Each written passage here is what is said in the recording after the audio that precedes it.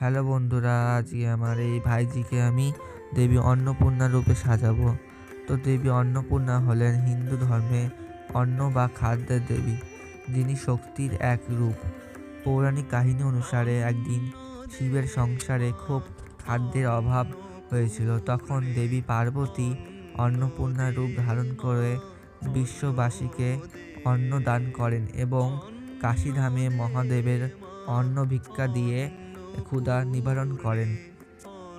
দেবী অন্নপূর্ণা হলেন দ্বিতীয় পূজা এবং ত্রিনয়নী, এক হাতে অন্নের পাত্র ও এক হাতে দবি ধারণ করেন।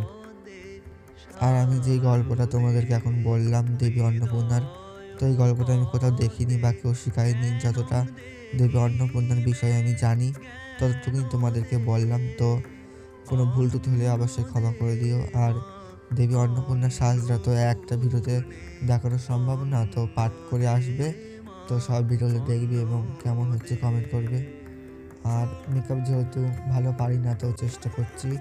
তো আই মেকআপটা কেমন হয়েছে সবাই ঝটপট কমেন্ট করবে, আর কমেন্ট বক্সে সবাই লিখে দেবে জয় মা অন্নপূর্ণা।